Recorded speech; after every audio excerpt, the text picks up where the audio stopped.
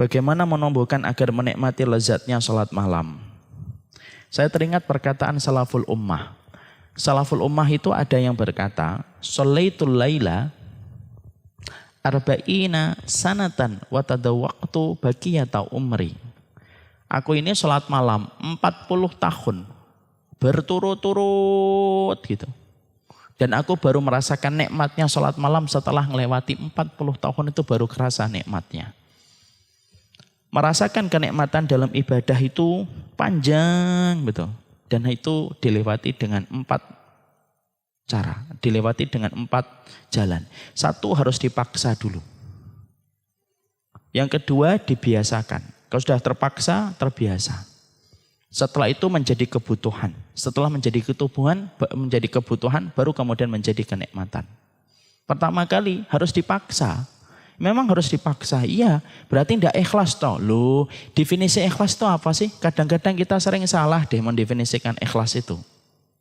Contohnya salah satu kesalahan definisi ikhlas itu apa? Ikhlas itu identik sedikit itu salah satunya. Tidak apa-apa deh. 2000 yang penting ikhlas tuh kan. Kenapa sih tidak 2 juta tapi ikhlas? Nah, itu salah satu definisi yang salah dalam ikhlas. Ikhlas itu mencari keridhaan dari Allah. Kalau kita maksakan ibadah, tapi keinginan kita untuk mendapatkan ridhanya Allah, kita memaksakan ibadah, itu tetap ikhlas namanya. Walaupun kita paksakan. Kenapa? Ibadah itu tidak akan pernah mampu kita lahirkan kalau kita tidak paksa.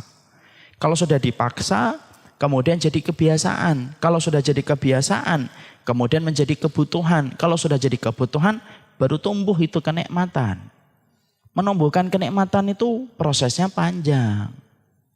Kita nanam padi, minimal 4 bulan kita baru panen kok. Itu nanam padi, prosesnya panjang untuk ditunggu sampai dia tumbuh. Menumbuhkan kenikmatan dalam ibadah itu tidak instan.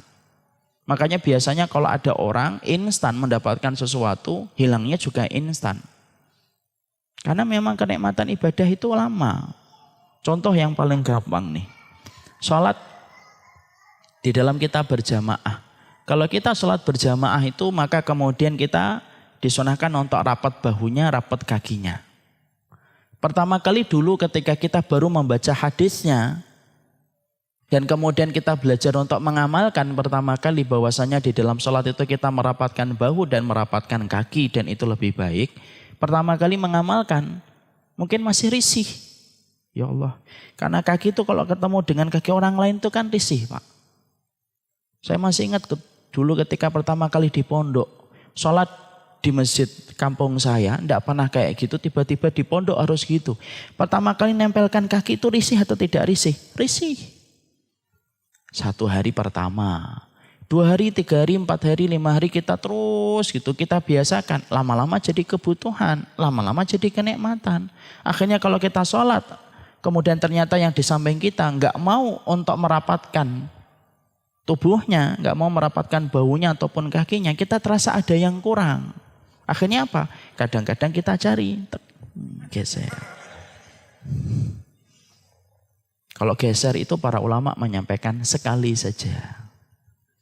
Cari tek, dia geser lagi ke sana. Sudah tidak usah dikejar. Kejar. Sampai kemudian dianya begini, bapaknya begini. Tidak usah. Syekh bin Baz itu mengatakan cari sekali saja tek. Bergeser dia, sudah biarkan. Tidak usah diajak ngomong juga. Pak rapetin. Batal Pak salat kita kalau ngomong. Makanya di situ itu contoh gampang. Akhirnya apa? Jadi kenikmatan. Tanya sama ahlu tahajud. Semuanya ini kalau ada bapak dan ibu ada yang jadi ahlu tahajud. Tanya ahlu tahajud itu. Menikmati tahajud itu setelah berapa lama? Ada yang 6 tahun baru menikmati. Sampai ketika bangun tidak tahajud nangis. Kan banyak kan orang Pak malamnya tidak pernah tahajud. Bangun itu kayak nggak merasa bersalah. Maaf ya ada kata-kata yang nyindir saya, nyindir bapak. Dari seorang salaf. Orang yang tidak mampu bangun di tengah malam dipastikan kena maksiat di waktu siang. Masya Allah. Sedih kita dengan kata-kata itu. Orang yang tidak mampu bangun di waktu malam itu pasti kena maksiat di waktu siang. Karena kemaksiatan itu yang menjadikan dia tidak bisa membuka mata di tengah malam. Dan itu panjang prosesnya itu. Makanya harus dipaksa. Contohnya harus bersama dengan suami istrinya. Maka itu salah satu untuk menambah semangat. Boleh nggak tahajud berjamaah Ustaz? Boleh. Bid'ah itu. Kata siapa sih? Dalilnya kemudian dari Bukhari Muslim ketika Ibnu Abbas itu tidur di rumahnya Maimunah. Maimunah itu siapa Ustaz? Maimunah itu istrinya Rasulullah. Siapa dia dengan Ibnu Abbas? Bibinya Ibnu Abbas. Makanya Ibnu Abbas bisa tidur di rumahnya Rasul. Kenapa? Dia mahramnya Rasul. Mahramnya Maimunah, istrinya Rasulullah. Ketika malam Rasulullah itu bangun, Rasulullah itu ketika dilihat Ibnu Abbas itu sengaja tidak tidur dia malam itu. Karena pengen merekam kejadian apa yang dilakukan Nabi ketika malam. Masya Allah, semangatnya sampai tidak tidur. Dilihat Rasulullah itu ngapain aja gitu. Masya Allah ya sahabat kalau sudah nyari ilmu tuh kayak gitu. Kalau kita kan tidak di majelis taklim tidur. Ya. Kalau Ibnu Abbas tuh tidak tidur dia. Dilihat oh Rasulullah itu kalau habis sholat isya gitu. Beliau pulang ke rumah ngobrol gitu.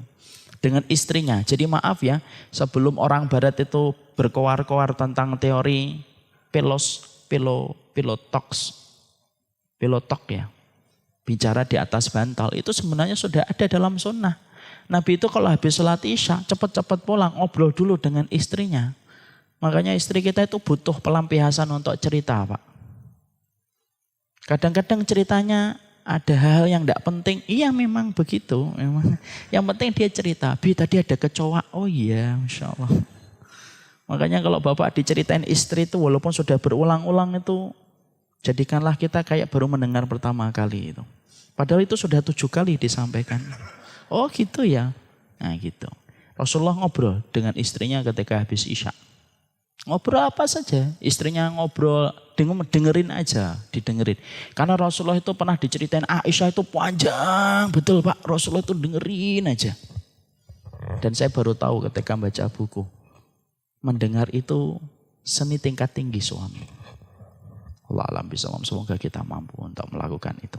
Setelah itu Rasulullah tidur.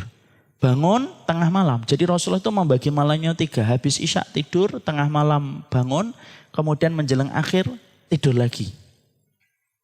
Maka kemudian tidur bangun. Ketika pertama kali bangun diusap wajahnya, kemudian melihat ke langit-langit, kemudian membaca 10 ayat yang terakhir dalam surat Ali Imran. Alhamdulillah itu yang lihat itu Ibnu Abbas jadi hafal. Oh ini 10 ayat yang terakhir dalam surat Ali Imran. Kalau yang dengar bapak, wah nggak jadi hadis. Rasulullah ketika bangun tidur baca ayat, tapi ayatnya saya tidak tahu. Karena Ibnu Abbas yang dengar, oh ini 10 ayat yang terakhir dalam surat Ali Imran. Kemudian sholat, Ibnu Abbas sholat di sampingnya. Itu menunjukkan bahwasanya Rasulullah mempersilahkan nggak Ibnu Abbas untuk sholat berjamaah qiyamul lail tahajud sama beliau? Mempersilahkan. Kalau memang tahajud itu berjamaah itu bid'ah, Nabi akan nampek itu kemudian Ibnu Abbas itu. Tampek. Tapi Rasulullah nggak menampek. Rasulullah cuma jewer.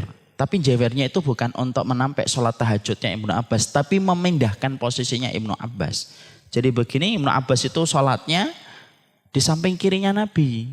Padahal kalau bermakmum, makmum itu sebelah kanan ketika menjadi makmum. Dijewer sama Nabi. Tak. Diputar sama Nabi. Set, diletakkan di sebelah kanan sejajar dengan beliau. Makanya kalau berdua itu sejajar. Sholat malam sampai selesai, sampai kemudian selesai Rasulullah tidur kembali. Maka kemudian kita di situ mendapati itulah yang dilakukan oleh Rasulullah Shallallahu Alaihi Wasallam di waktu malam. Makanya kalau kemudian kita makanya kemudian inilah yang kita dapatkan bagaimana sholat malamnya Rasulullah boleh berjamaah. Boleh berjamaah suami istri boleh. Dan kalau kemudian ada istri yang mengatakan Ustadz, suami saya kalau jadi imam kalau tahajud tuh bacaannya itu aja. Kalau enggak ikhlas Al-Falaq An-Nas, ya naik-naik dikit. Al-Bayyinah itu pun di tengah-tengah lupa dia. Kalau kayak gitu boleh bagi dia untuk kemudian membaca. Dalam sholat sunnah itu boleh untuk membaca mushaf. Dalam sholat wajib tidak diperbolehkan. Nanti dibahas di dalam kitab Shahih Fiqih Sunnah.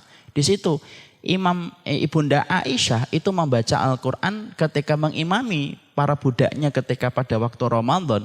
Sembari Ibunda Aisyah itu membaca mushaf. Jadi konkretnya gimana? Jadi konkretnya itu Jadi konkretnya itu, misalkan udah enggak apa-apa, ntar aja. Ini Qurannya ini disiapkan dulu. Kemudian Allahu Akbar, waladhdallin, amin. Nah, sekali-kali Pak baca Al-Baqarah gitu loh. Bismillah. Alif lam mim dzalikal kitabul la raiba fihi hudal lil muttaqin. Baca itu selesai, 1 halaman 2 halaman diletakkan. Allahu Akbar. Sami Allahu liman hamidah. Sujud biasa. Bangun dari sujud. Allahu Akbar. Baca Al-Fatihah lagi. Waladhdallin. Amin. Buka lagi. Tuh dibacain Pak. Jadi kemudian kita langsung baca. Dan itu diperbolehkan. Kecuali pada sholat wajib. Pada sholat wajib tidak diperbolehkan karena meminimalisir setiap gerakan. Wallahu a'lam bishawab. Moga-moga itu menambah kenikmatan suami istri ketika bangun di tengah malam lalu mereka sholat berjamaah.